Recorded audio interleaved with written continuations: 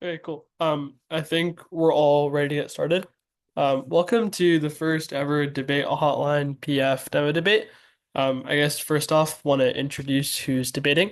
So first on the pro side or the affirmative, we have Sherry Lynn and Leon Wang from Richard Montgomery. And then second on the con or the negative side, we have Roger Lee and Cruz Castillo, both of whom go to Strake Jesuit in Texas. I think to start off, we're going to have Richard Montgomery giving the first constructive. So I think Sherry, take it away whenever you're ready. And is everyone else ready as well? All right. Oh, let me put it in the speech drop first. Or what if we're too fast, bro?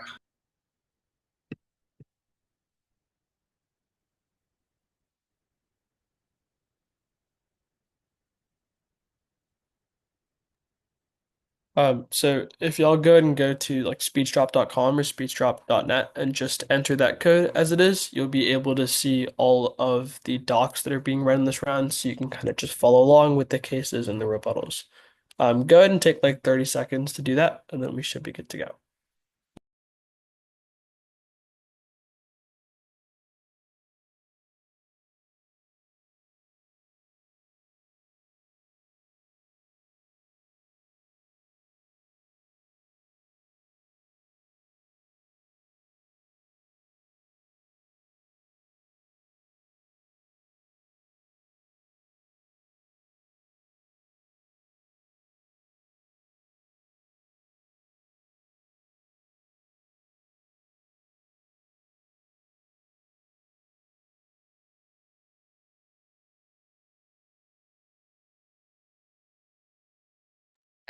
I'm assuming everyone has access to the speech drop now.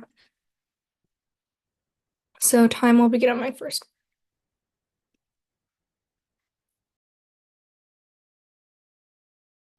Contention was relations. Support harms relations. Abraham 24. China's defiant response to aid repeatedly criticized U.S. support for Taiwan. Tensions kill climate relations. Gunia 22. Tensions hurt climate change progress, and empirics prove AP 22 finds that China stopped all dialogue on climate intentions over Taiwan. Relations by backsliding. Davidson 1024. Clean tech deployment and China de-risking are intertwined. Chinese manufacturing is an indispensable partner to decarbonize quickly. It will be important to cooperate, and effective innovation is challenging owing to increasing tensions. The brink is now New Delhi 24. 2024 is the brink of an irreversible climate disaster. The deployment of renewables is not nearly enough. Any correction depends on government action. Without progress, Taylor 19. Climate change will kill 150 million for every degree of warming, and the status quo guarantees extinction. Pascas 19. Civilization could end by 2050 due to warming. If humanity fails emission reforms in the 2020s, a hothouse effect, rapidly rising sea levels, population subject to conditions beyond survivability, ecosystem collapse with nations under great stress.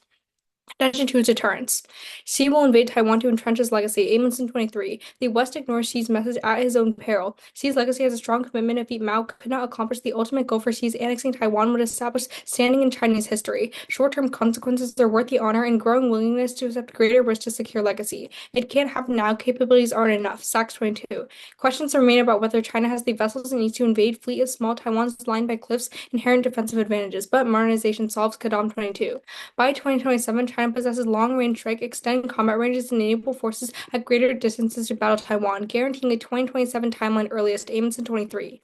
Xi achieves annexation no earlier than 2027. China needs a swift seizure to mitigate risk, will delay until modernization is achieved. Premature invasion could result in failure, while patience builds capabilities and softens criticism. The U.S. fails. Harris 22. Proposals to deter China by bolstering U.S. military are unlikely to succeed in Taiwan. AFF bolsters deterrence through asymmetric defense. Taiwan is under full security impressions right now. Kozlowski 24 finds that long delays in delivering U.S. systems put deterrence at risk, must urgently address before Beijing takes advantage of delay. Timeline for integrating weapons remains hidden. Not bordered by allied resupply, Taiwan needs to be ready for an invasion on day one. They've abandoned asymmetric defense, as Quo 21 finds that Taiwan shelved asymmetric strategy in favor of capabilities that fail to defend and strengthen China resolve. Strategies designed to maximize U.S. intervention, strong case for cutting commitments. Washington must coerce Taiwan to defend itself. Spending shows Sachs 24. 2 decades after effort pledged to increase defense spending, Taiwan has yet to meet target, falling behind the PLA. AFF forces self-investment, Gomez 23. Narrowing weapons U.S. sales incentivizes Taiwan to increase budget, smarter decisions, and expand ability to produce weapons for asymmetric defense domestically. Taiwan needs a stronger defense of its own. That's key deterrence, Harris 22. America should support Taiwanese efforts, best chance of preventing war. Taiwanese threats against China, higher chance of being taken seriously than threats by the U.S. Taiwan has capacity to deter China, investing in the right kind of defense. More effective, less costly, and less risky for Taiwan to invest in defense of its own. Leveraged correctly, Taiwan raises the cost of invasion such that China is deterred from attempting. And stops successful invasion, Gomez 23. Even in rapid U.S. intervention, China-Taiwan military balance has the greater impact than the U.S. First operation set the stage. Anti-ship and air forces would be the best for survivability, while China has modernized its amphibious capacities insufficient in the face of determined defense. Victory requires asymmetric capabilities.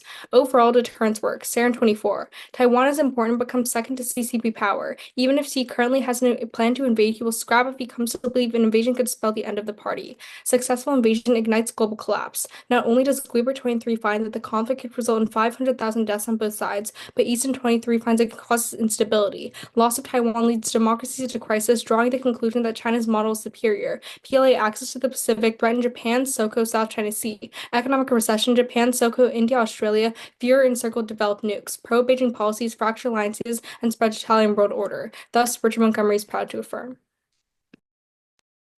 Okay, before we move on to the second speech where Strake will be offering their constructive, just had a couple thoughts on this one. I think I want to talk about what makes the arguments that Richard Montgomery presented a little different from the way that other teams might have more standardly presented them when the Nocember topic was being debated.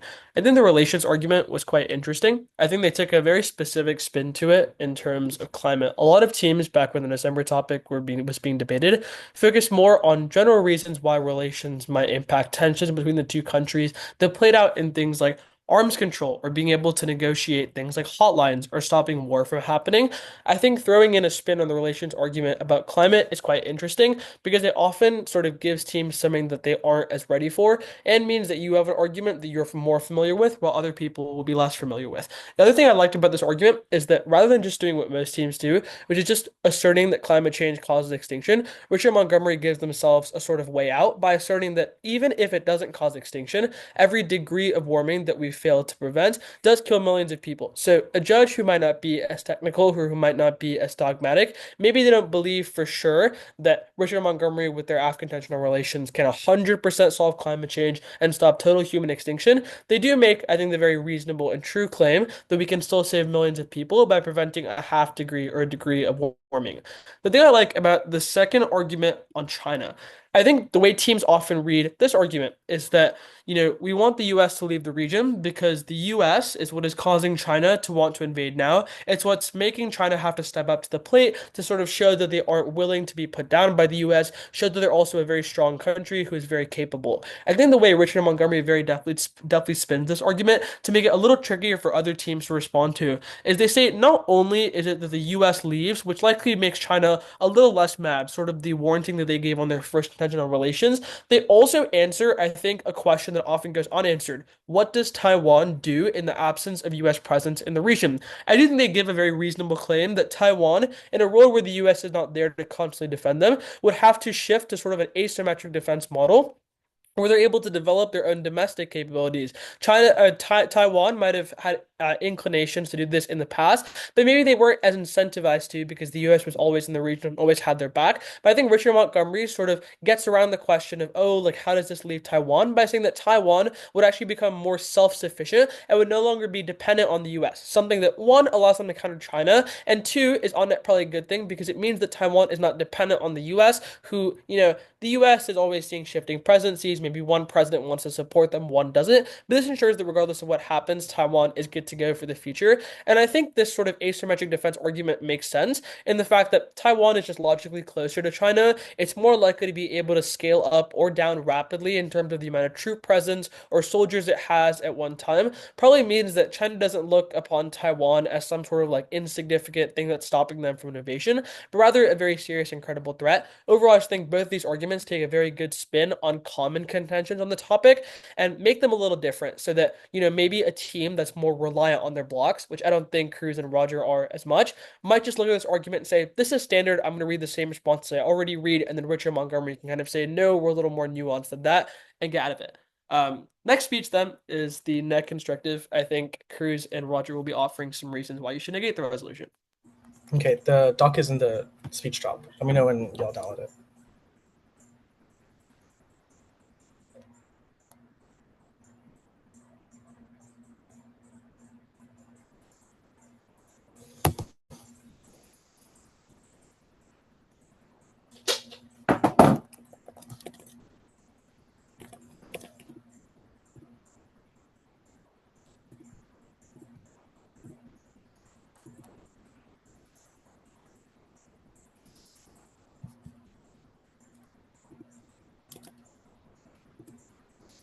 Sorry, I've been trying to open this doc for like I don't know if it works for anyone else. Doesn't seem to work for me. Yeah, you have to download it. It doesn't open in the preview. I can download it as a PDF if you really need to.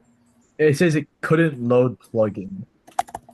Yeah, I can just upload it as a PDF. It's like a PDF, and then it's fine. All right, appreciate it.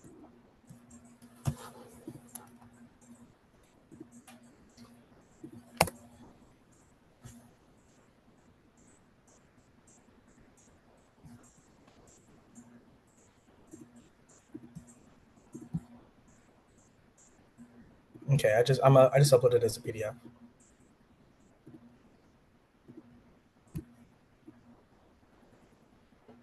Does that work?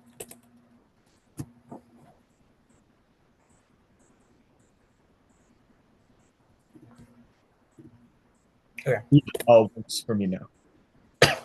Okay.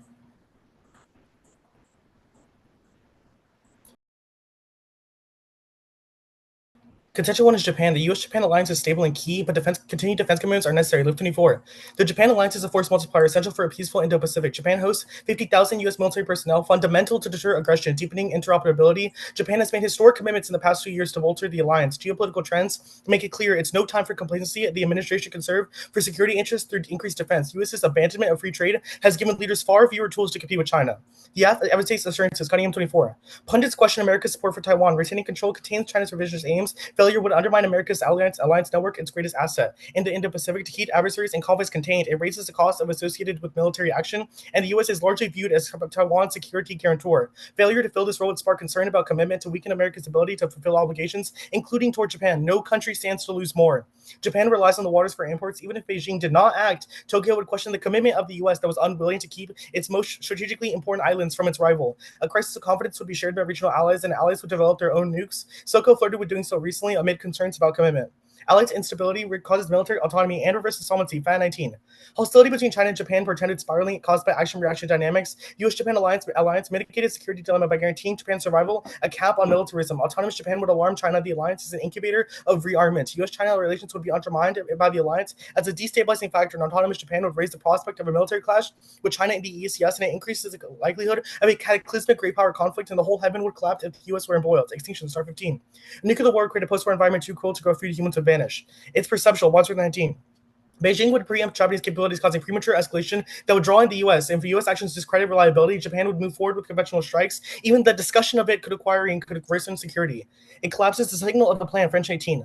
Ally would fear abandonment and respond by hedging aggressively into China to demonstrate resolve and create enhanced independent capabilities and create problems for U.S. influence towards China. It undercuts spiral. China believes the ally is acting on behalf of the U.S. and it will discount assurances and restraint, and it creates a heightened risk of war that would entangle the U.S. The alliance checks AFF extinction risk. Hammer 16. The U.S.-Japan alliance will need all of its strength. The international environment will be challenging and uncertain. China, Russia, and the Middle East are unstable. Terrorism, prolif, and CC require action. U.S. and Japan will shape the environment, encouraging responsible behavior to preserve a world order of unmatched strength, 28% of the world's GDP, and produce the highest levels of tax. Values have universal appeal. Cut the rest of the card. Next, the appeasement dissat. China's contain now that AFF gets some free reign in the SES, which triggers global imperialism and green lights a Taiwan invasion. Cutting M24. Wishes to placate China by weakening commitment will be disappointing. Resulting freedom of movement and assertiveness would make war more likely. China is preoccupied with challenges close to home. China firmly controls its station forces throughout the world, and bases in the West would enable Beijing to throw its weight around a serious threat to security. Chinese invasion is difficult and would involve political risks. A failed attempt threatens its regime, and Beijing is unlikely to attempt unless its leaders feel assured of victory. Military power to deter Beijing from attempting to seize the island makes clear that the U.S. is ready to deny any attempt. Deterrence is key. Taiwan expects expansion. Hughes 19. Taiwan represents the most tangible impediment to China's maritime ambitions. Geographic position allows it to thwart power position. Taiwan could block Chinese fleets. It is the most effective barrier. Chinese doctrine proves the AFF is not a viable solution. Master of 15. China's testing resolve. The belief that resolve drives outcomes is China's assertive strategy. Crisis management will encourage provocations. Focus on de-escalation may be the source of instability. Washington must signal willingness to escalate, and China uses less violent, prolonged engagements. The idea that conflict escalates to nuclear has no foundation in Chinese thinking. Xi wants to avoid an armed conflict. The U.S. needs to accept high risk.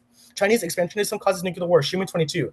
Chinese expansionism heightens risk of conventional war will escalate into new conflict, shift in posture, places standoff with a tag team authoritarian states, hurtling towards nuclear confrontation without a safety net. China is capable of striking America. China intends to have superpower force. Beijing is willing to employ nuclear weapons and local conflict. The U.S. must maintain a favorable balance over China, and Beijing has no history of agreeing to limitations.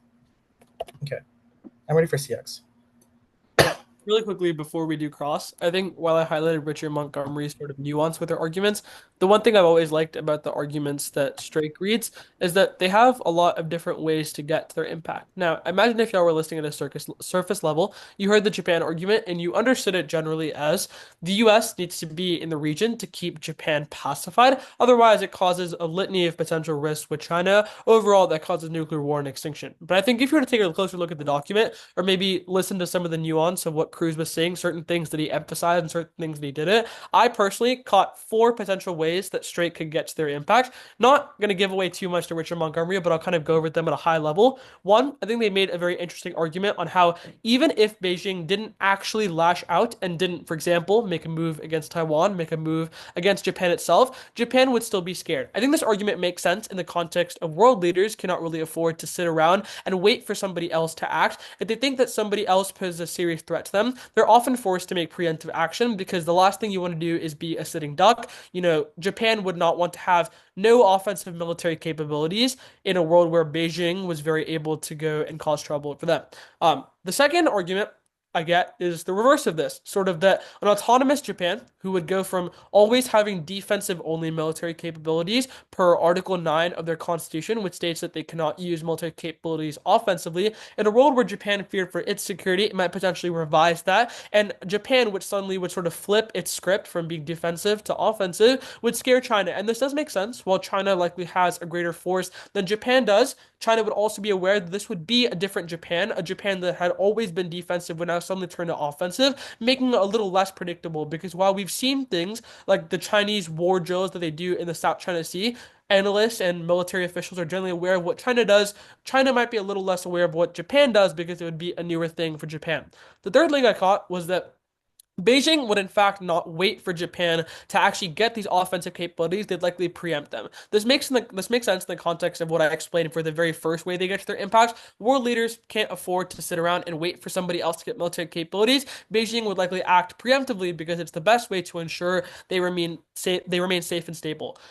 Last one that I actually thought was the most interesting of all of them when you look at it from a foreign policy perspective or from a sort of relations between countries perspective, there was a claim made that Japan would sort of hedge against China. This is just a way of saying that Japan would likely sort of enter small-scale provocations against China, the same way that the U.S. participates in war drills in the South China Sea with countries like Australia via AUKUS or with countries like South Korea via the U.S.'s partnership with them. Japan would likely sort of think that they have to take up this mantle by themselves, show China their capabilities, demonstrate that to them. But China would not see this as unilateral action by Japan in the sense that they would not see it as action that Japan is taking totally of its own will. Rather, they would see it as the U.S. attempting to meddle in the region, and they would see it as Japan sort of being almost a puppet might not be the best rhetoric, but almost like a puppet of the US in the sense that the US is supporting them in doing this action, which means that China would see countering Japan as a way to get back in the US. Now, the second argument may not have had as many links in the impact, but I do think it's quite a nuanced one.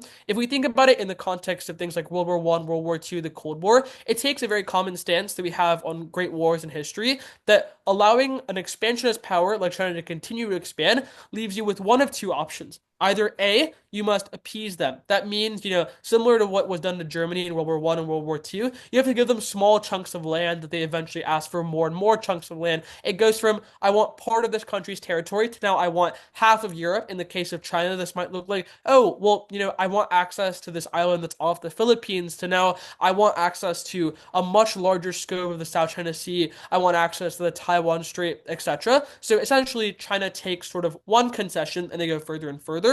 Or the alternative to that is possibly the even worse one, that you're forced to go to war, which I think Cruz very well establishes that this would be a situation where the U.S. and China would do things like preemptively strike each other or miscalculate against each other. Generally, I think it's clear that allowing two great powers to go to war would never be a good thing, which means that the only sort of way that we prevent them from doing that is by not putting us in a situation where we have to appease them and hedging against them to start. I think, with all of this nuance in these cases, it should move us to a good first crossfire.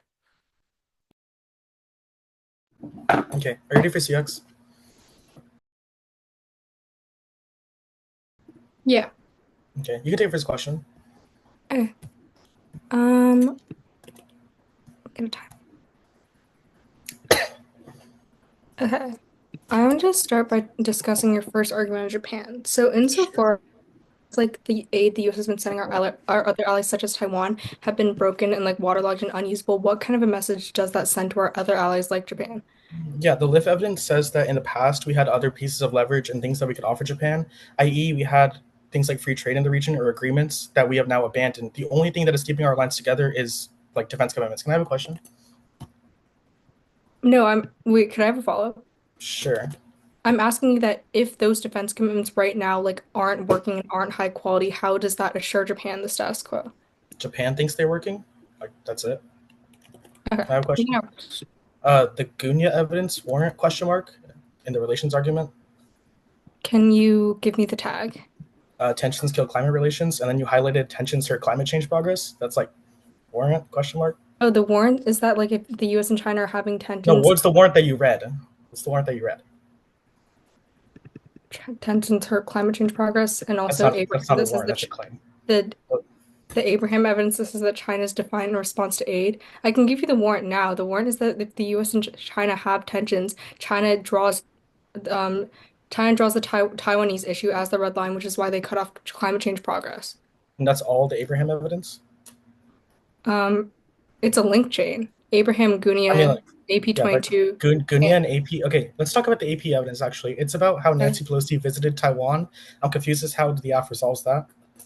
It shows U.S. support for Taiwan. Okay, but if obviously the affirmative does not stop us just US going. support for Taiwan. Yeah, okay. Obviously, the affirmative does not reduce us going and visiting Taiwan. It would just reduce our military obligations to them. How does the affirmative stop China from getting mad about that? The AP22 evidence acts as an empiric as to when, like historically, we have issued acts of support for Taiwan. China has stopped the dialogue, which is why when we pass the plan, that means that we reduce our support for Taiwan, which makes relations with China better. Does that answer your question? Sure, you can take a question. Okay. Let's talk about appeasement. Sure. So we both agree that China wants to invade Taiwan, right? We'll disagree in rebuttal. We think that if they do want to invade Taiwan, they wouldn't be able to. Wait, so you're saying that China doesn't want to invade Taiwan? We might give reasons why they would be unwilling to invade Taiwan now. Maybe under different circumstances, they might be willing to invade Taiwan, but those circumstances might look like the affirmative instead of right now. Wait, but we both agree that they have the incentive to, right? Like absent defense commitments. Okay, our argument is that they do not have the incentive to right now because there's defense commitments and they think it's not worth it, right? But after affirmative, that gets worse, so they would be willing to invade. Sure, we would agree that there's some reason that they want to invade Taiwan, but we think the reasons why they would actually do so are different. I have a question. I think that's correct. Okay. Yeah, just had one quick thought on Cross. You'll see that the way Sherry and Cruz approached Cross was quite different, but I think both equally effective. If we take a look at Sherry's first question in particular, I think she was sort of trying to set up an argument that Leon would make in rebuttal. Sort of, if the U.S., the sort of weapon shipments that they were already giving to Japan are not good weapon shipments, the weapons often come in broken, they might come in waterlogged, then why is it that Strake's argument indicates that currently Japan is appeased? Logically, if the weapons we're giving them, which is the only thing that Japan sort of depends on as foreigners, the only sort of sign that the U.S. still commits to them, if those weapon shipments are bad, then why do they still depend on the U.S.? I think that might potentially set Leon up for an argument that says that Japan will likely always trust the US or will likely always be dependent on the US and will not sort of escape the US's umbrella. This makes sense given the context that the US has nuclear weapons in the region that Japan depends on. Even if the US sometimes wavers in its commitments, maybe Japan thinks that more often than not, the US will commit to it. I think Cruz's way of sort of countering this, his crossfire strategy, was more to look at potential flaws he found in the evidence. I think he sort of brought up one that there was a card on the first contention on climate relations that he didn't necessarily see a warrant for that might trap Richard Montgomery in the back half, trying to justify something their evidence doesn't indicate. To be fair, I think it's up to y'all to probably look at the evidence and see what you think of it. Maybe if Richard Montgomery could have justified more, or maybe if what they already had was sufficient and Cruz was just reaching a little. No hate, we'll see. Oh, and this will be the first rebuttal from Leon. It'll just be, I think, attacking Cruz and Rogers' arguments. Yes. Give me one moment to put in the doc into the speech drop.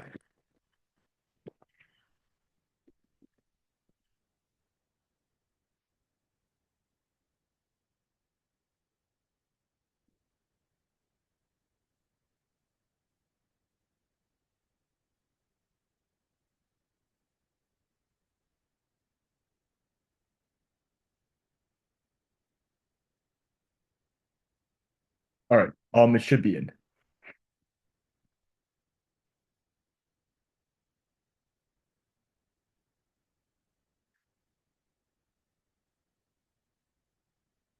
Everyone have it?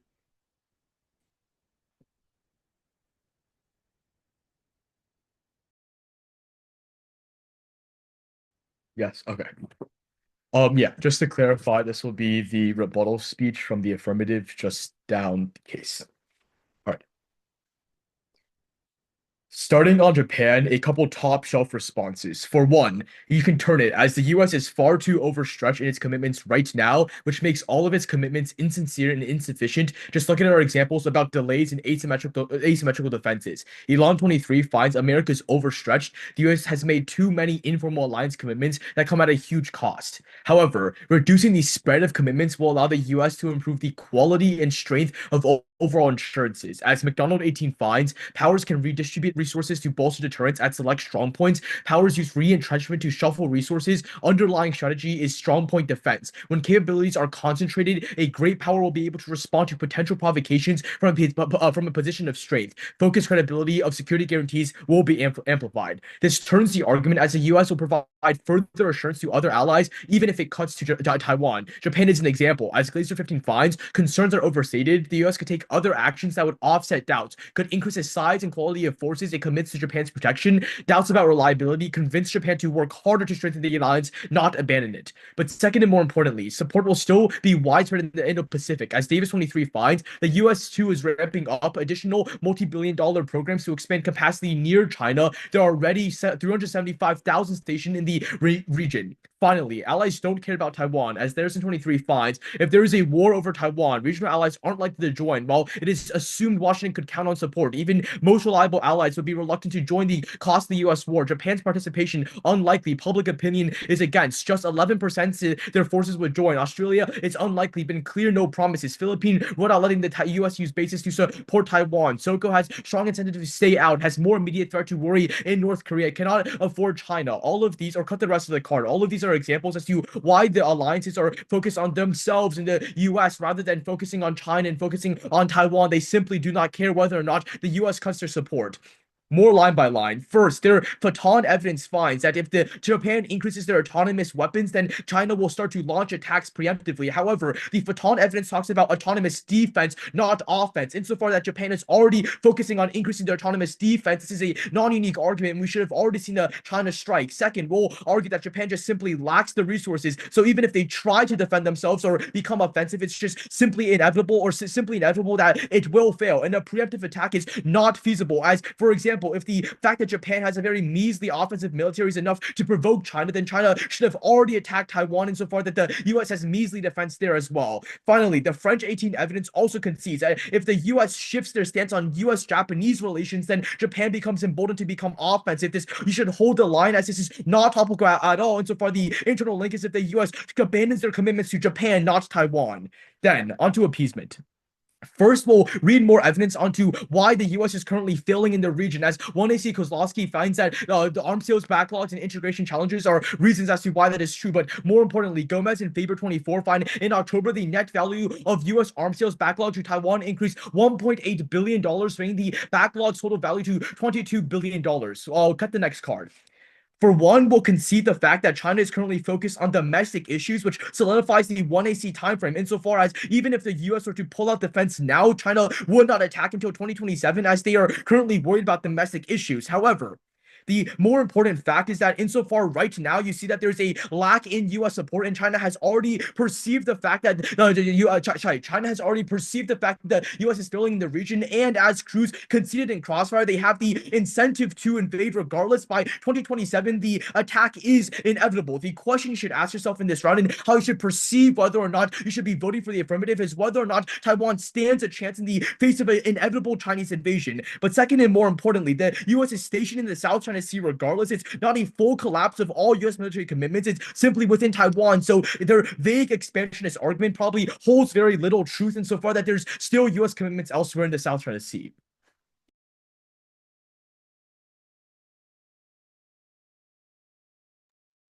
Great. While Roger prepares for his second rebuttal, just have a couple of thoughts. I honestly really like this speech. I thought there were a couple of great things about it. One, I think Leon did a great combination of just sort of making analytical responses as well as reading his own evidence, and he even threw a few indicts of Strake's evidence in there.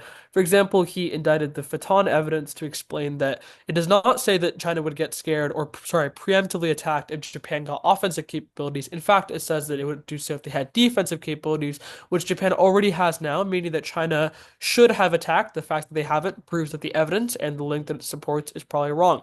But I also did especially like some of the analytical arguments that he made. For example, on the second contention on appeasement, he told you that the U.S. is not pulling out broadly from the South China Sea, which is what would truly greenlight China adventurism, as long as the U.S. still has commitments to countries like Australia, maybe a little further, but like South Korea, the Philippines, etc. It means that China should not feel confident in becoming, sort of more expansionist or imperialist, because the U.S. has sort of not even, but sort of given up on one country doesn't mean that it's giving up on others. I also like that he, in fact, did make an extrapolation of something that Sherry sort of set up in the first crossfire. He told you that the fact that the U.S. already has poor weapons shipments and shaky commitments at times, or weapons backlogs is a new example he gave, are reasons as to why commitments should already be perceived as pretty low now, and China should already feel confident in being more expansionist in the region, and the fact that they haven't already taken that option, despite all the signs logically pointing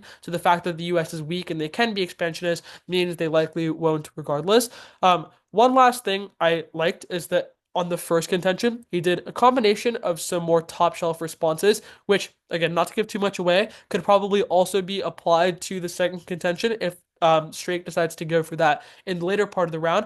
And then after that, he followed it up with some more specific responses just to the Japan argument that Strake would have to deal with very explicitly if that's the argument that they want to collapse on. So he was able to very sort of efficiently maximize his time on the first contention, because he also got some arguments that could be cross-applied elsewhere, meaning that I think it was quite a good investment of time, very good rebuttal overall. I think Roger, if he's ready, or might need a second, should be coming up with the second rebuttal. It's the Taiwan Strait trade. Yeah, we're taking like a little bit of prep. Yeah.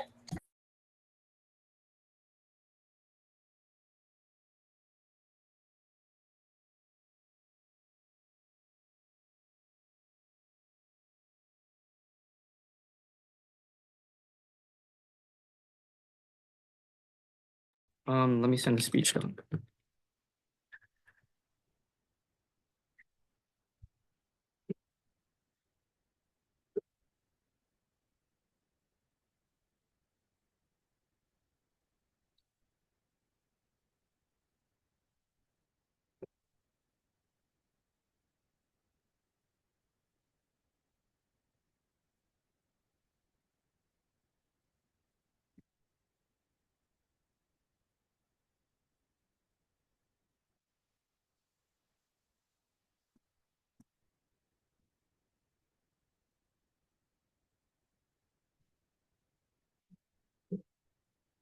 It should be in.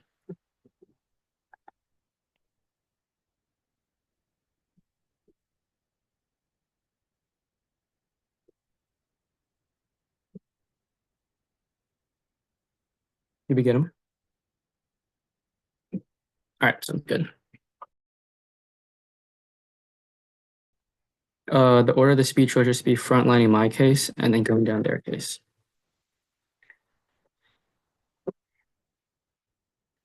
On the first argument about Japan, they say a giant turn that commitments mean that we can spread it out other places instead of pulling out Taiwan. But the issue with this is they've conceded that Japan commitments are strong now, and there's no more need to assure Japan. Unfortunately, the argument that we are making is that because we lose our commitments in defense on the Taiwanese Strait, Japan acquires trade, and 90% of their trade flows in there, which means immediately do things like proliferate, which is why escalations continue. This is the nuance of the argument, that even if we can do other commitments, if we do not protect the Taiwanese Strait, then perceptually Japan naturally resorts to offensive military capabilities, which is why tensions escalate. They say the allies do not pull away, but the argument is perceptual. Even if we do give them more troops, the argument what our allies are thinking is that what if we are next? If Taiwan could be pulled away from, what if we are any different when the time comes and things start to get messy? They also say that autonomous defense happens now. One, this is just not a true statement, but two, they've agreed to the fact that Japan proliferates in the first place, which is not autonomous defense, but naturally offensive, which is why China immediately responds. They say that the proliferation might fail, but the issue with this argument is they've agreed that the second Japan starts proliferating, whether or not it works or not, China immediately responds, which causes the escalation, the spirals, which causes the extinction we talk about. On our argument about appeasement, they've conceded Cunningham that says that China faces domestic issues, which allows you not attack Taiwan, even if they are making capabilities. As long as they're making capabilities, that means as long as there's any vulnerability, then China can attack. Our argument is that even if Taiwan's asymmetric defense is better, that there's going to be an instance where China's going to have most of its military ready, while Taiwan will have nothing and no U.S. support, and that is when China will attack, and we see all of our impacts happen. They say there's a lack of support now, but given that China is not attacked and we are still in the region, we would contest that U.S. support is at an all-time high.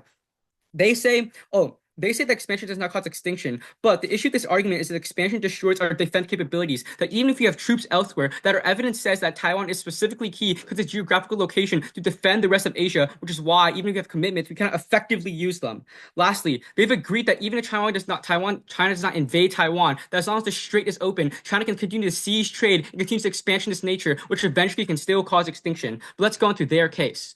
On their argument about climate talks, one, if we win any climate scenario that U.S. and China get dragged into conflict, obviously they can't cooperate and it turns relations. Second, you don't solve all causes to fail China climate talks. Larson and Nimiker 21 find that climate diplomacy threatens to be overshadowed by Hong Kong, the South China Sea, conflict over human rights, trade and claims of espionage, carry called the climate a standalone issue, drawing criticism from China. Third, there's no impact to relations. They never translate to meaningful action. Their evidence can't point to a single achievement in cooperation. Also in 18, Sino-US relationship has deteriorated, increasingly competitive relations. Few, if any, in Washington expect Beijing to become a responsible stakeholder, despite multiple iterations of recurring diplomatic engagement. Little substance has been achieved to reduce friction or create meaningful cooperation.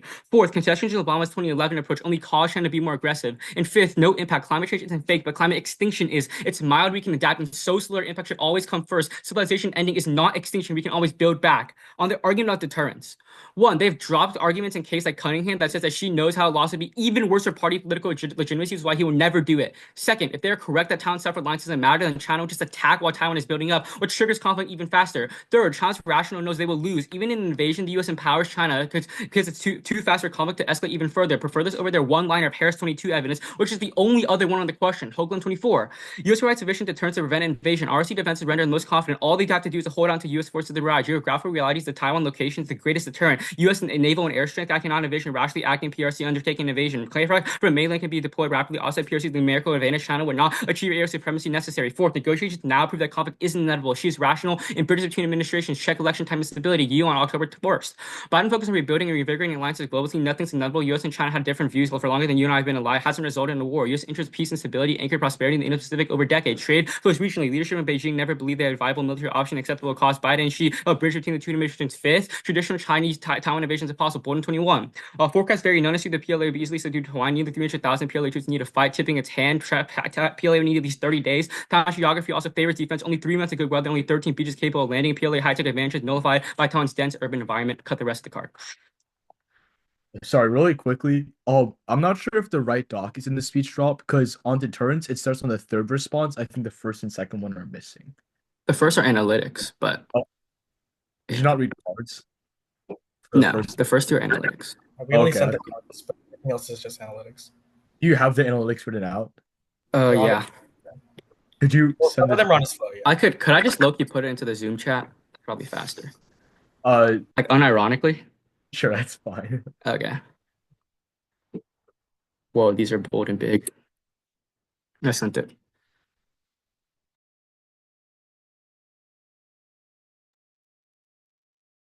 Okay. While they're getting the analytics and getting ready for second cross, a few thoughts on that rebuttal.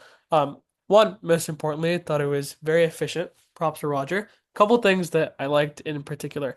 I think the first thing I like is that when Roger was answering the responses that were made against his case, the first thing he did was sort of give a general overview of what the argument is and how what the argument is different from sort of what Richard Montgomery made the argument out to be. Richard Montgomery might have made certain responses in rebuttal, and Roger would always start with explaining why a lot of those responses just missed the mark because they missed a certain, I think you like this word a lot and it makes sense, a certain nuance in his argument that the rebuttal did not address. And then after giving that general explanation of why the rebuttal differed from what the argument actually is, he went into the line by line, meaning that he just sort of addressed one response at a time. I think he did a particularly good job of that on the first contention, explaining that Japan commitments are already high now, which means that the first turn that Leon read doesn't really matter. Increasing commitments to Japan doesn't do anything for them because they're already assured now, but specifically Strake's argument is about the Taiwan Strait and how that would force Japan to escalate. In this situation,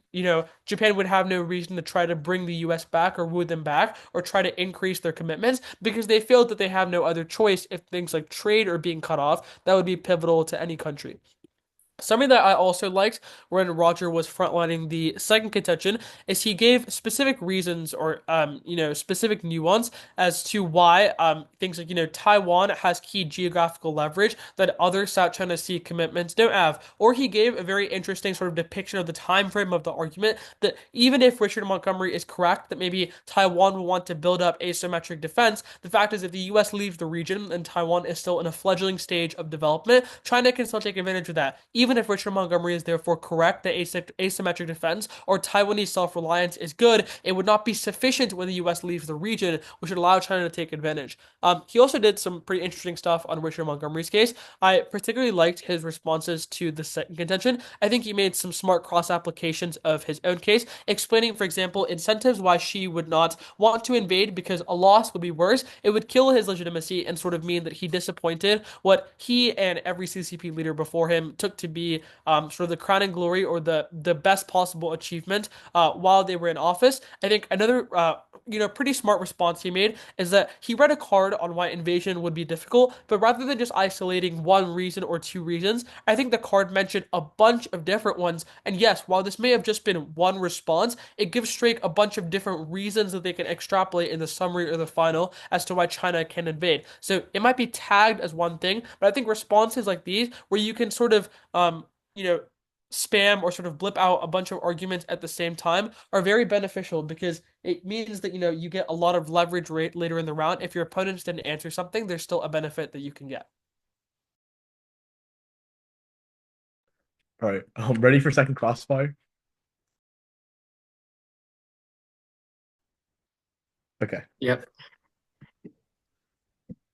So when the US leaves the region and the Taiwan Strait gets compromised, which you say accounts for 90% of Japan's trade, why does Japan choose to begin attacking China rather than just shifting their trade routes to secure it? Like, what is the cost benefit analysis here from Japan's perspective? How do you shift your trade routes immediately? You don't need to Like, shift it immediately. Wait. You don't need to shift it okay, immediately because you've conceded that China won't become aggressive until 2027. so the argument is not that China becomes aggressive. The argument is that Japan is scared China will become aggressive, which is why they do it. A lot of But our arguments are not reliant on what is happening now. They're more about what Japan thinks. but But yeah, continue. yeah, but I feel like perception is a little different than that, right? Like Japan, to them, they still have to like do the analysis. Like we're obviously high school debaters. We don't know like the complexity and the nuances within global political leaders. But I'm very, very positive that Japan's prime minister, whoever's leading the country right now, is going to take a look at the situation and say, look, I'm scared. I'm not going to do any analysis. Immediately arm ourselves, attack China. Like I just doubt that's going to happen. Or like So yeah, go ahead. yeah, I understand what you're saying. The Cunningham evidence is also pretty fantastic on this question. It says that even if, like bar for bar, even if Beijing did not act, Tokyo would question the commitment of the U.S. And the reason why you specify Japan is the line at the top that talks about the trade routes. We would say that things like the Suez Canal being blocked a couple years ago, people didn't just shift trade routes. Trade routes are firm, established, and cannot be moved, which is why Japan is far more likely to resort to these offensive military capabilities, which the Cunningham evidence specifies they've already considered doing, but only U.S. assurances prevent them from doing so. Can I get a question? Yeah, of course. Okay, let's talk about your argument on. Let's talk about climate still. Yeah. So your argument is not about climate effectiveness. Your argument is about China just not willing to cooperate with us because of Taiwan. Is that correct? Yes, to some extent. Okay. So if it is true that your argument is only about a binary question, if we're cooperating or not. In the past, when we have cooperated with China, what results were there? So I'm sure you're gonna bring something up regarding we didn't see much progress, but what the truth is that it's not as surface level as, hey, did we see any innovation? What happened in the past and what was really impressive when superpowers like the US and China were cooperating is we saw a spillover effect in which smaller countries around the world all saw and had hope and motivation to innovate themselves as they saw that the biggest superpowers were collaborating. Can Even I if have a they, follow-up? oh, just sorry, Uh, just really quickly, yeah. if they weren't seeing results, just the fact that they saw that these two countries were talking and in worse stages of innovation was enough to spill over. The problem is that if these smaller countries think, hey, look, these big countries aren't even doing anything, there's absolutely no use for us to do anything, that's when innovation is halted. But yeah, take a follow Okay, up. yeah. So if the United States and China are both working on climate capabilities, but just not together, why is us not working together the only reason why smaller countries with their own incentives to build profitable green technology not innovating? Like, if we're still going to build them just separately, like, what's the difference? I think that's cross, but just really quickly, our evidence highlights that innovation through cooperation, or at least through big countries talking, even if it's not that effective, in this tangible sharing of resources, is what prospers innovation to its highest extent, and it's exactly what our evidence highlights. It or delineates it pretty explicitly. That's what leads smaller countries to do their own innovation as well. It's not for green profit; it's rather for saving our world. Okay, quick thoughts here. I think that second crossfire took a quite different approach from the first one. Um, I'll give credit to Leon. That was like a very high ethos and like very persuasive crossfire. I think while Strake makes a lot of very nuanced arguments, and when I was discussing their constructive, I said they have a lot of different ways to get to their impact. I think Leon got to some of the more I'd say sort of reasonable or intuitive ways of viewing arguments, even if there are 15 different reasons why Japan could become more aggressive or China could become more aggressive, or either of the two could become scared. Realistically, a country that had always depended on the US and doesn't have its own offensive military capabilities would likely not try to lash out against the biggest power proximate to it. In fact, they'd be more likely to acquiesce, more likely to be a little bit more peaceful or conciliatory in the region.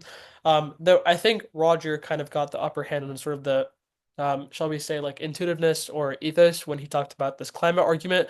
I think it's reasonable to say that if Richard Montgomery hasn't provided any concrete examples of when collaboration between the US and China has been effective, then even if there are potential warrants as to why it's a good thing for them to collaborate, the fact that it hasn't produced anything might call into question the credibility of the argument. But I'm sure that Richard Montgomery will work to sort of take away those concerns in their next speech.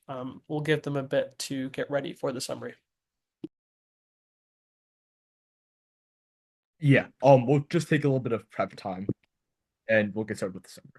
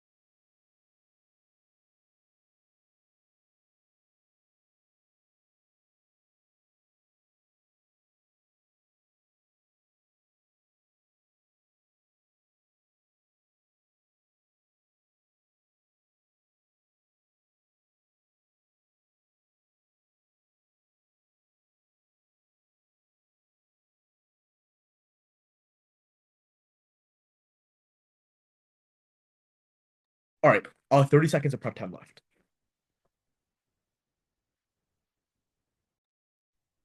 Okay.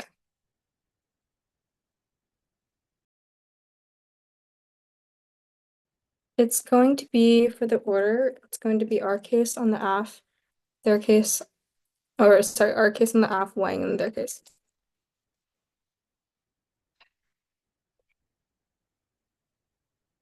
Is everyone ready? Okay. Sounds good. Starting on relations, they have two turns. First, they say war turns. Relations will impact war turn. The second turn, they say AF causes trying to be a more aggressive in climate policy. However, no, historically, we've seen that through our empirical examples. Historically, when the U.S. has like supported Taiwan, climate cooperation has gone down. Good deterrence.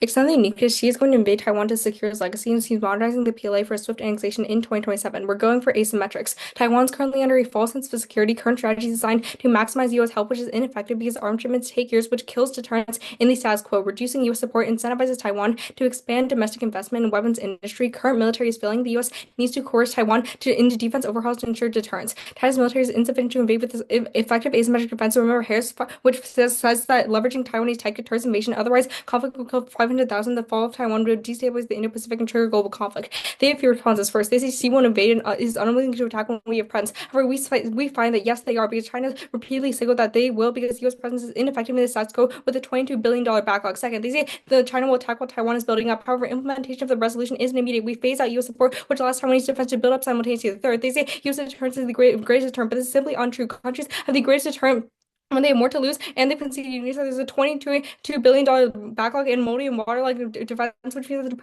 perception of U.S. deterrence is at an all-time low, and also they've conceded our 2027 timeline. Fourth, this conflict isn't inevitable. First, that takes out their own case, and second, notes the entire party problem and invasion is Xi's lifelong goal. Lastly, they say traditional Chinese invasion of Taiwan is impossible because of geography, but no, they've conceded our evidence from case that finds the physical barriers that they talk about themselves are overcome by 2027. Go to Wang. First, our conceded Kadam evidence that the invasion is 2027, which is the only delineated brink of the round. Are their CO on their C1 on Prolif doesn't happen immediately because it has to go through multiple levels of government. The timeline is super unclear. On C2, they haven't done the analysis necessary to where their invasion happens immediately. Remember that because of Taiwan's inherent geographic advantages, the Chinese invasion of Taiwan is physically impossible before 2027. Third, or second, we are way in probably preferring Pearson in the 1980s when the US temporarily decommitted from Taiwan. We saw bullshit incentive for Taiwanese self-investment, and we saw asymmetric defense properly used in Ukraine. That always their C2 just on rhetoric alone, but on their C1, we've seen the US cut their other ties to Japan, such as trade, which they have conceded in first squash, but Japan has never signaled they will actually proliferate. Third, we saw back for their impact because Taiwan indigenous defense solves next scenario since it fills in for next support. None of their evidence assumes the asymmetric defense advantage. We are the team that does the analysis of C's active incentives. Also, this controls the link into their C1 because Taiwan can protect their own trade. Go to the NEG.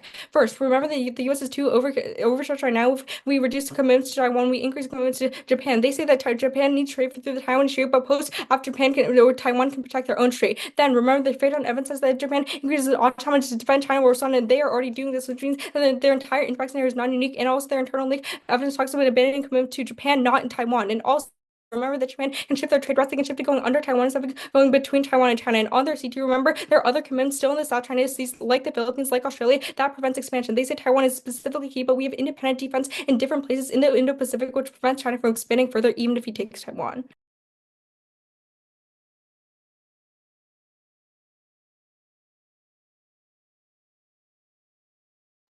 Armand, you gonna talk or should we take? Are we gonna take prep?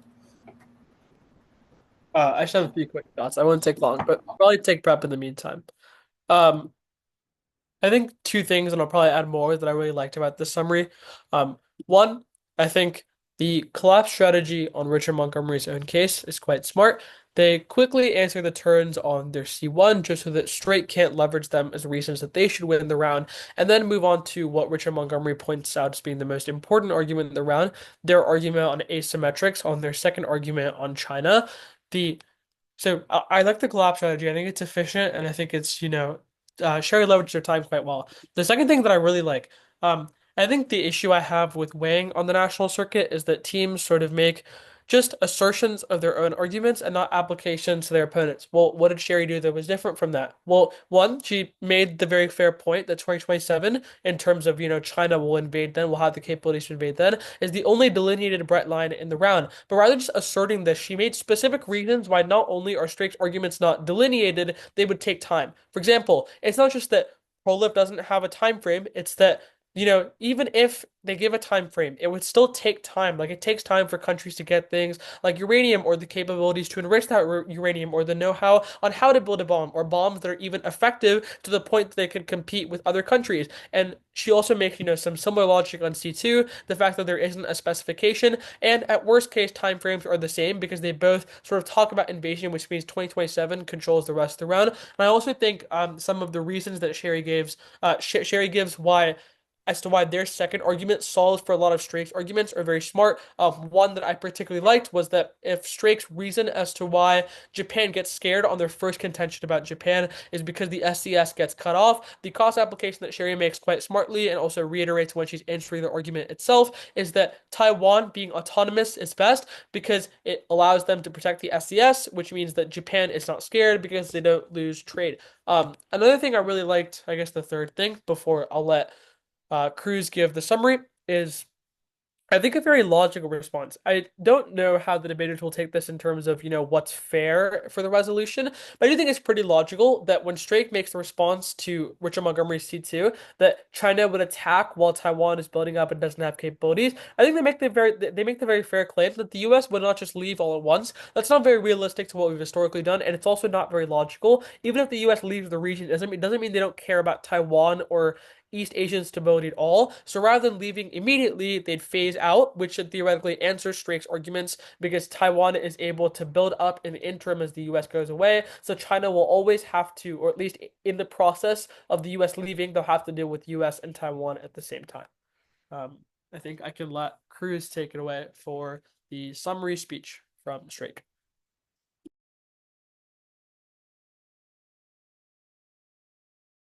Okay. Order our case weighing their case. I'll answer their weighing before I do mine. Oh, framing issue at the top, actually. Framing issue at the top, you can float wherever, or wherever you float, they set a phase in, and then case weighing their case. Anyone not ready? Okay.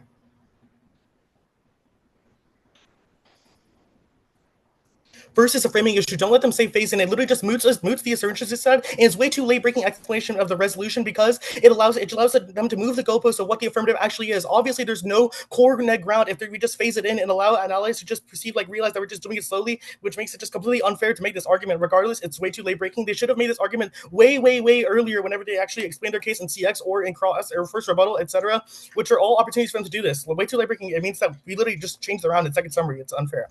The case. We're going to Japan. U.S.-Japan alliance is strengthening, giving renewed commitments. The AFF kills assurances by signaling that they're unwilling to protect one of the most strategically important allies for Japan, and their trade would be cut off by China. Japan doubts the U.S.'s support for them. In the case of Chinese aggression against them, Japanese offensive strike capabilities threaten to be developed whenever they don't feel like the U.S. is willing to defend them, which causes Beijing to preemptively strike them, which causes the first nuclear strikes, which caused extinction. Now, the line by line, first they say overstretch now. Are you reading this evidence post-date this? Which breaks the clash about Japan, Japan feels okay now, which means that even if we're overstretched now, it's enough. Then they say Taiwan can protect our own trade. No phase-in answers this. Japan will build up, just like how they say Taiwan will build up. They cannot make the argument that Japan suddenly will build up, but Japan wouldn't, which means that their case fundamentally does not answer the disad. It's their difference. Then I'll do the rest on the weighing debate. Then on the appeasement RDA, we won't go for this argument writ large, but conceded the Mastra evidence should frame your ballot. China will never escalate. Our evidence does the accurate analysis that they do provocations to test U.S. resolve. And if that resolve was not there, they would immediately seize their opportunity, which answers their inevitability argument and the argument about Taiwan being able to do it.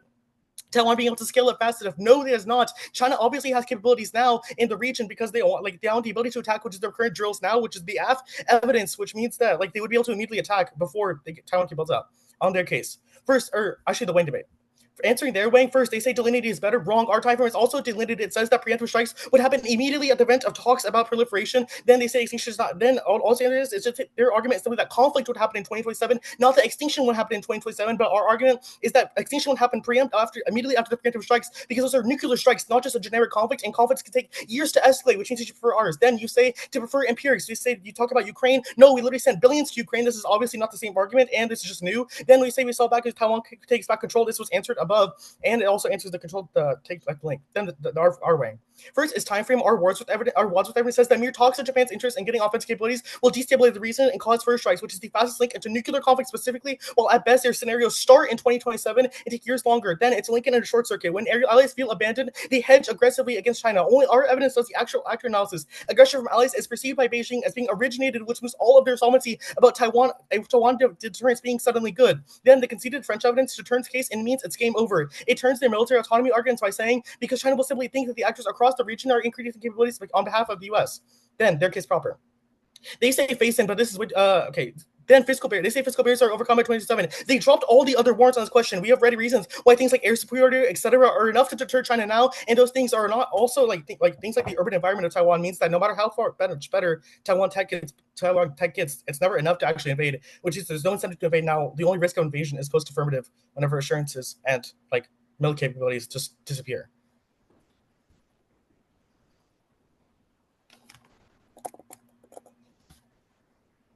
Ready for CX?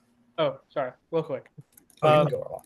I had a couple of thoughts in the speech. One, I'm just saying I called it. I said I wasn't sure how debaters would feel about the phase-in argument. Fairness-wise, Drake makes a pretty reasonable claim that the phase-in argument isn't the most fair. Just because an argument is intuitive and logical doesn't mean that it's good in debate sense. I think Cruz makes a fair point that if you just say phase-in, then you can sort of take out every possible neg argument because, any neg argument that would say the U.S. leaving is bad because X country gets scared or China gets emboldened most of the scenarios you can think of on the NEG would be taken out by phase-in because you can just say, well, no, they wouldn't be scared because the US would phase out slowly so the countries can sort of build up defend themselves. No, China wouldn't get emboldened because the US is still in the region. Yes, this is logical, but key distinction, not always the most fair. And in debates, fairness does matter to an extent. You have to have a way that both teams can access the debate and both teams can compete fairly in the debate. Otherwise, every single debate would be an AFF ballot, and that wouldn't be very fun and wouldn't make it much of a debate if it was already predetermined.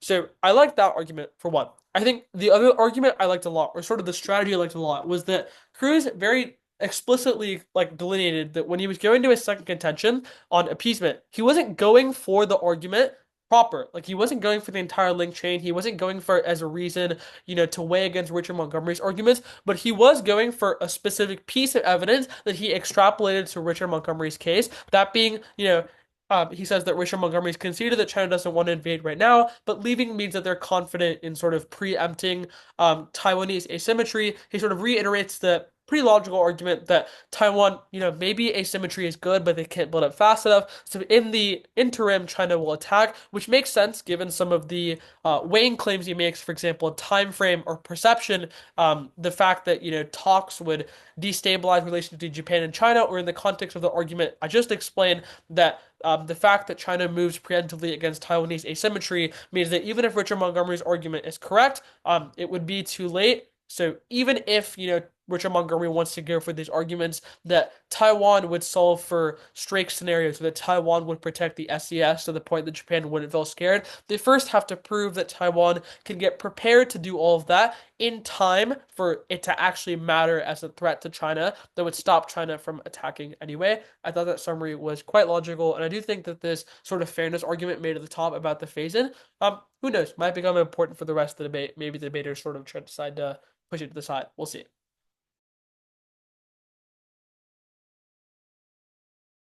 Okay, are you ready for CX? Yeah. You can take first. Time can start now.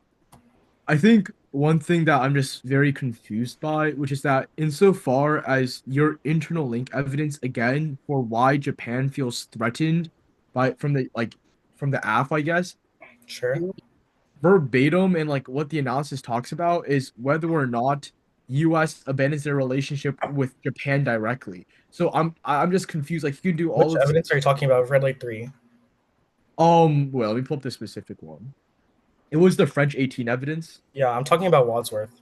We only went for the military autonomy arguments in French. But what is the Wadsworth evidence? Wadsworth evidence says that a decrease, there's three pieces of evidence. Let me just tell you all of them. The first is the Cunningham evidence about decreasing assurances, right? That doesn't. Cunningham evidence doesn't talk about Japan increasing their own. Oh, wait, sure. Go ahead. It says that if we decrease aid, it would question our support for Taiwan. It's critical for the alliance network, etc. Right? Then the next link argument, or the next argument, is the French 18 evidence that we go for as a turns case argument. That if we decrease, ally will fear abandonment and respond by hedging against aggressively. Regardless, you yourself have made this argument. This is the Taiwan AF that says that Taiwan would create capabilities to deter China. That is the same argument. Yes, because the resolution is about the U.S. decommitting from Taiwan. Correct. We think that's a bad thing. Evidence for Japan is that if the U.S. were to decommit from Japan, you see XYZ impacts. You have not. Sorry, I'll respond to that quickly, and then I'll get to my question. Yeah, you have not contested the fact that Japan would not like that. Obviously, there are a multitude of reasons as to why Japan would not like that. The only response that you have made in summary, that Sherry made in summary, is that Taiwan would fill the gap. But obviously, if Taiwan is building capabilities, Japan would also want to do the same thing. We don't have to get into this argument because I fully agree with you. Japan would not like it if the U.S. decommitted their support for Japan. Again, for Taiwan.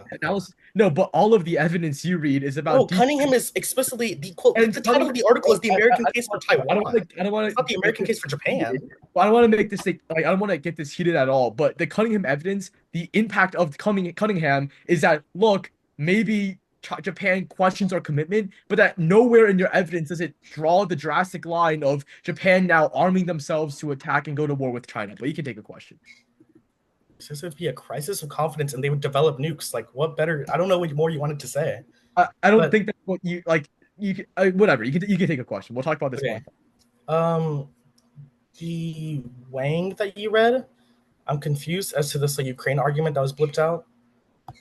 Yeah. It's So that asymmetric defense is empirically But we send worse. billions of dollars to Ukraine, so I'm confused as to what this means. or no. So the specific Ukrainian scenario that we're talking about was when in I believe like one of the seas. I'm The not. Black Wait, Russia also attacked too, so question Wait, mark. yeah, that's the entire point, Wait, right? it's Where the Russia fact that like attacked an asymmetric defense strategy is when a small country with a small military has to go against a big country with a big military, which is Yeah, the strategy that Ukraine used, which with their navy. they have the specific U.S. scenario, backing the them, which is specific a big scenario country.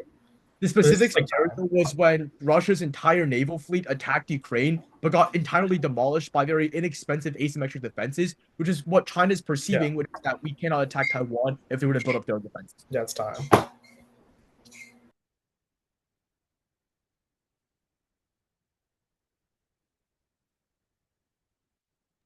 Yeah, I'm not going to spend too much on this crossfire because I think a lot of the questions in it will be resolved with the last two speeches. I do think that this cross unfortunately fell victim to what most grand crosses fall victim to, which is just sort of people talking at each other and not sort of trying to understand each other. But like I get it, it's debate. You have to assert your arguments without giving up any ground to your opponents. I'll be honest, like I think most of the important work crossfire wise was done in the first and second crossfires. Not too many thoughts on this one. I think if there were any thoughts, they'd be resolved in these next two speeches. Um, Leon, let me know whenever you're good for the second final. Cool. Or sorry, first final. Okay, we're gonna take our remaining 30 seconds.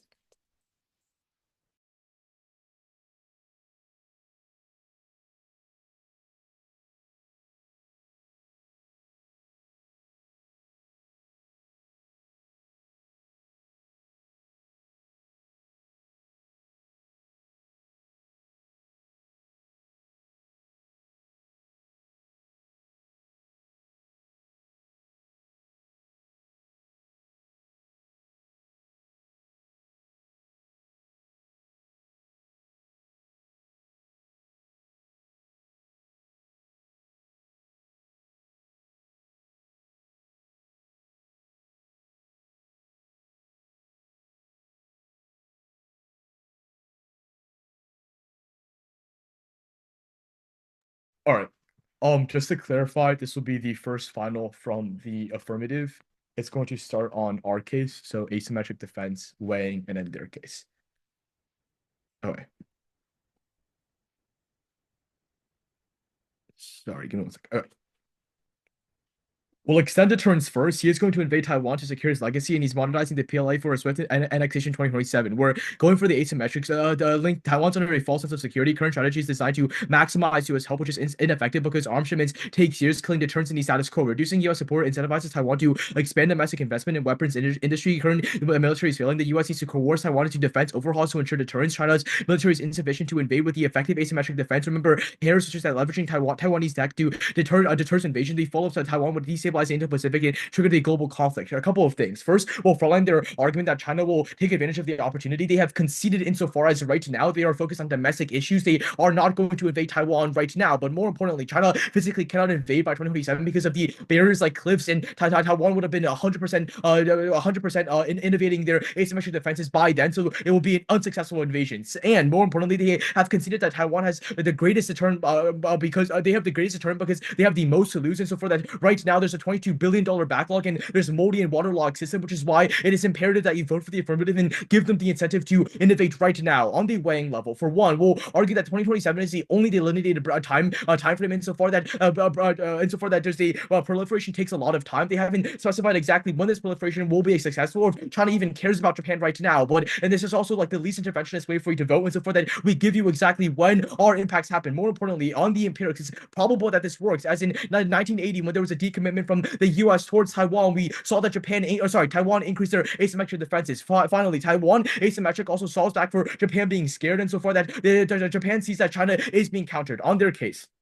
will specifically go for the evidence index insofar that their own internal link evidence talks about abandoning commitments to Japan, not the abandonment commitments to Taiwan. Insofar that is the case, like there's no ground to be held. But second and more importantly, Japan can just shift their trade routes insofar that it's the most logical response, not to attack a great power, but most importantly, they have considered the turn that the U.S. would only increase their commitments to Japan if they reduce their commitments to Taiwan. All of this is conceded analysis, and it's a reason why I vote for the affirmative.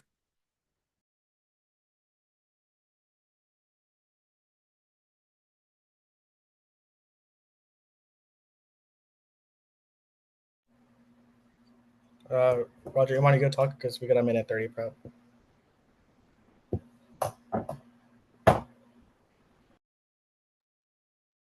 Okay, honestly, I think I'm just gonna give thoughts on this speech when I give my decision at the end of the round. But I guess I'll give one or two thoughts. One, I think Leon does a surprisingly, or I say surprisingly in not I didn't think he could do it, but this round was just difficult to do. He did a very surprisingly efficient job of resolving the weighing. I think he very quickly sort of explained the reasons why his argument outweighs, for example, the fact that when you look at Strake's argument, proliferation takes time, as well as the fact that empirically it would assert that when the U.S., for example, left the region or decommitted alone in the 1980s, Taiwan would increase more empirically, and then very quickly after that he sort of extrapolated that weighing as to why it specifically solves back for the Japan scenario. The same thing I talked about earlier from the summary, that if Taiwan is able to get asymmetric defense, then it means that Japan will not feel scared because Taiwan can just protect the Taiwan Strait and the South China Sea. The other thing I really liked that Leon did on his case was he gave me some comparative reasons specifically on his link why if I'm deciding in this debate whether it's better for Taiwan to deter China or for the US to deter China, well, the fact that US commitments kind of suck, their weapons are bad, they're waterlogged, and that Taiwan is more proximate to China, which means they're more credible threat, they can more rapidly scale up and scale down. I think that was some very good comparison to break the clash. But Roger, you are good to go whenever.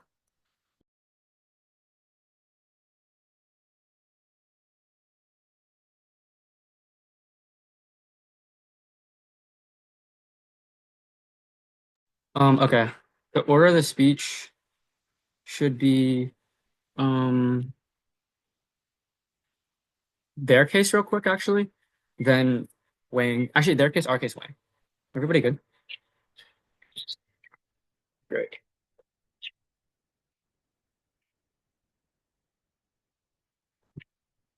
They've conceded the French evidence and the round is over. The evidence says that it turns their military autonomy arguments because China will simply think that the actors in the region, like Taiwan, are increasing capabilities, are acting on behalf of the United States, which makes them fight the U.S. regardless, which means the only risk of offense is our side. This is especially true when they've conceded that if they're correct that Taiwan self-reliance is true, then it doesn't matter. That China just attacked during the period where Taiwan is building up, which sure is conflict faster. Even if they are not ready now against the U.S. military, they're in the transition period. There is no military to fight back, which is why they would do so. These are unique incentives why they would do so during the transition period, something they have not responded to in Turn's case, because it means conflict happens before they can solve for their own scenario. It comes before the 2027 link, all conceded and wins us the round. Even then, go to our case.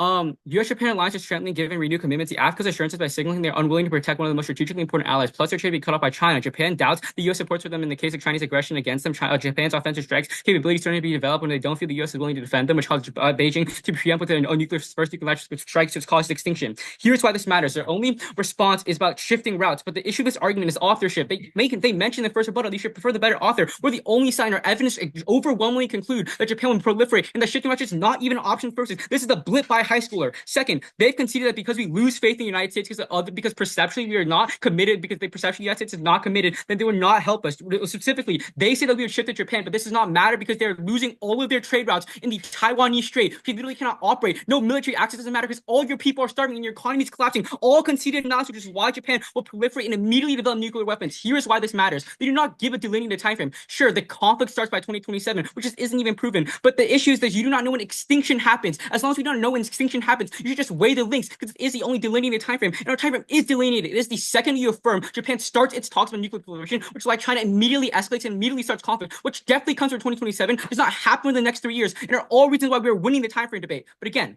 the French evidence is fully conceded. It literally says that it will provoke China and China will attack. They've conceded that during the period of transition that autonomous defense is not immediate, which is why everything blows up and we all die. So vote neg. Good round. Good round. Go around. Okay. Okay, I know how I'm voting. I promise I won't put it off too much. I am going to give potential reasons as to why someone could vote for either side, and then I'll give my decision proper. AF spoke first, so I'll start with the AF. Um, I think potential reasons you could vote AF. While I do think that the NEG in the final focus was quite persuasive on the weighing, I do think that the way Leon explained the weighing in final focus or the way Sherry explained the weighing in summary was quite persuasive. He sort of looked too empiric, so maybe for a judge who is a little confused on the flow intricacies of this debate and wants to vote for something that might be more probable or something that is more empirically true, maybe would lean that way. I also do think that in terms of Richard Montgomery's case argument proper on China, and like yes, to be clear, I do think this was a strategic decision by Strake in the final focus. There isn't a lot of ink on their case argument and their link proper. Strake instead spends a lot of time, and I think smart time, answering the weighing, explaining why even if Richard Montgomery's argument isn't true, it wouldn't matter because their argument does not outweigh Strake's argument. I think potential reasons as to why you could vote for Strake.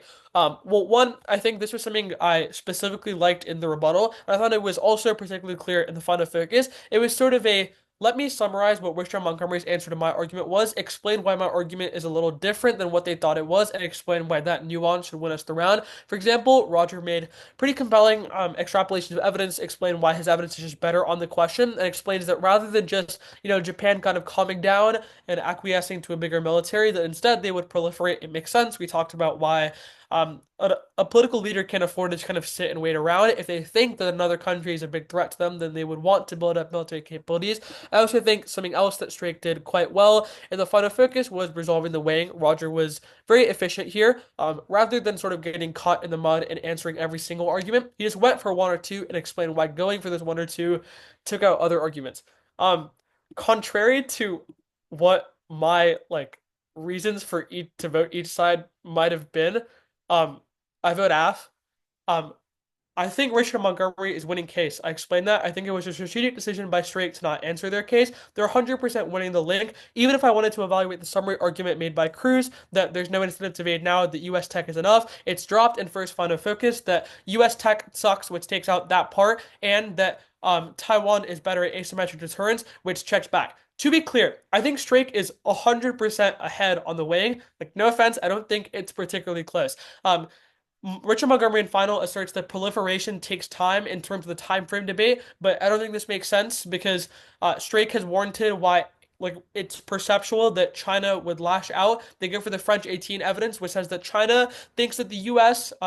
Would be sort of backing up these allies, quote unquote. They think that those allies, like China thinks that countries like Japan are hedging against them because like the U.S. is supporting them to begin with, or the U.S. is backing them. I don't think that weighing was answered, and I think that combined with the fact that I think Roger resolved the time frame debate quite well. Even if Richard Montgomery's war scenario is in 2027, they have not explained why extinction comes in 2027.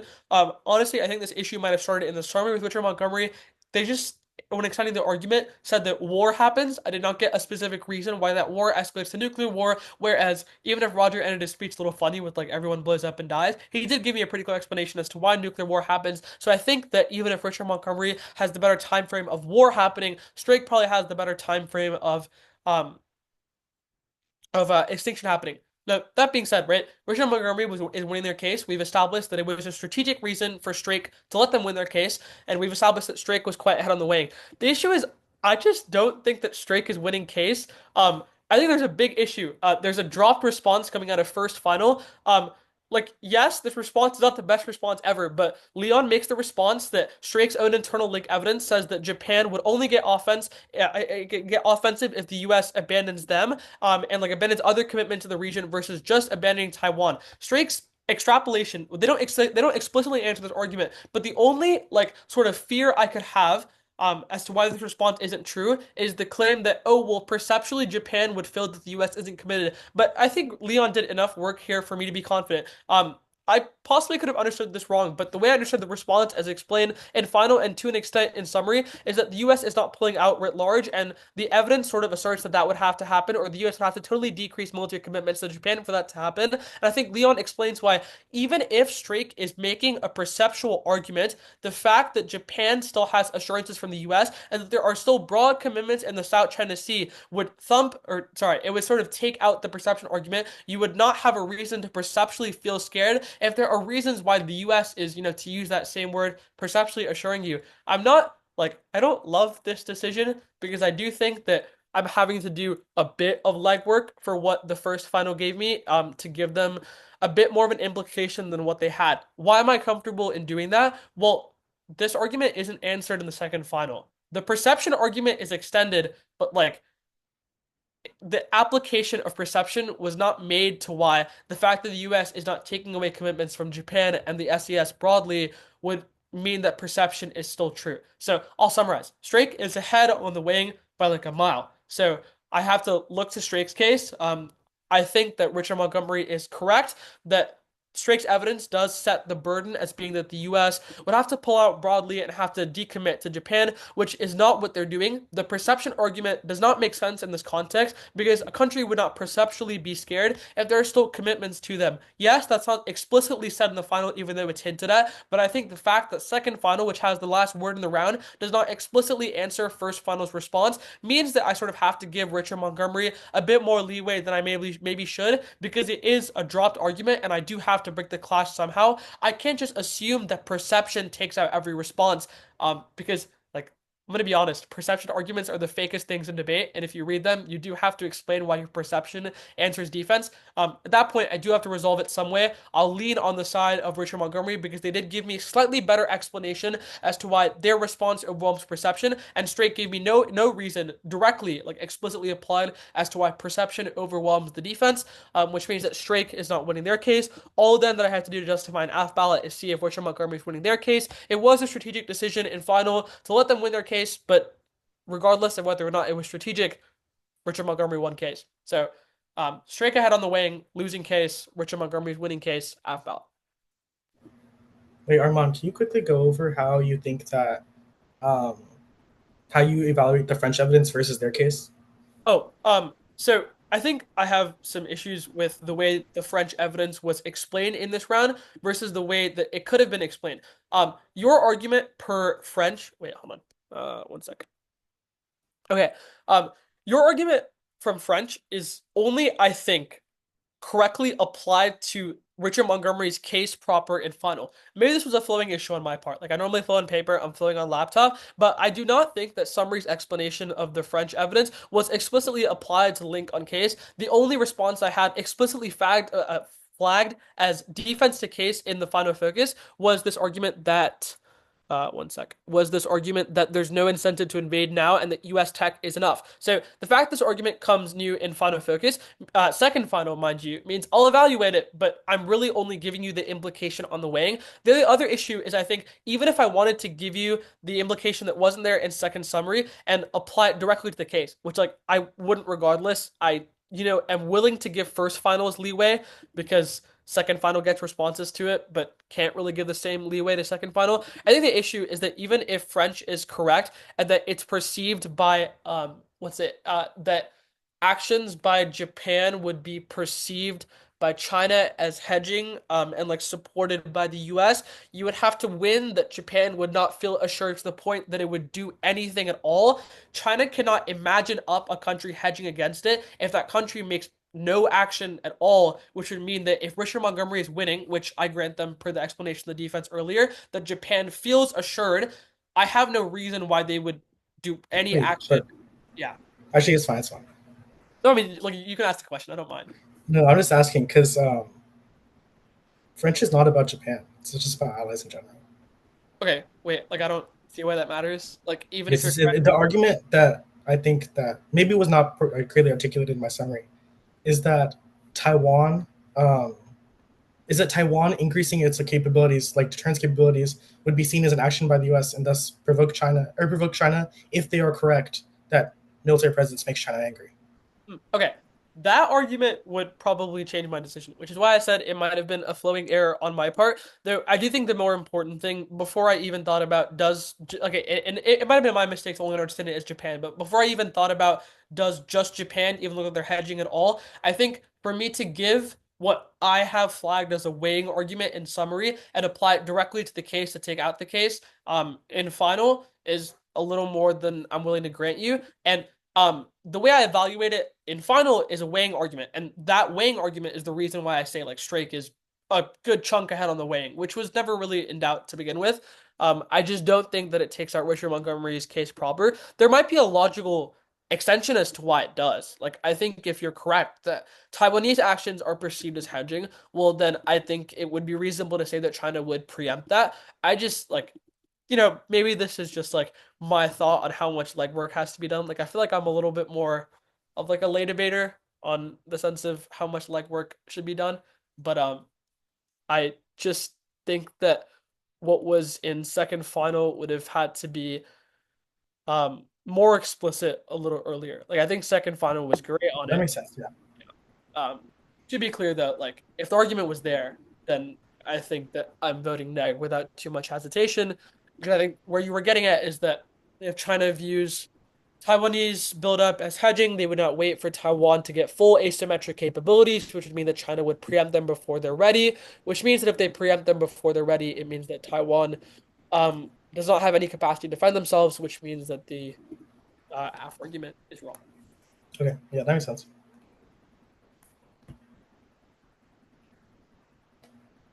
Julie, are we done here?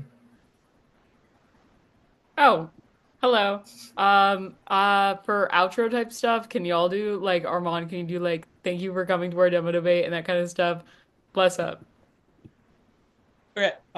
Thank you all so much again for coming to Debate Hotline's first demo debate. We look forward to doing more in the future, potentially across some different events or some different topics.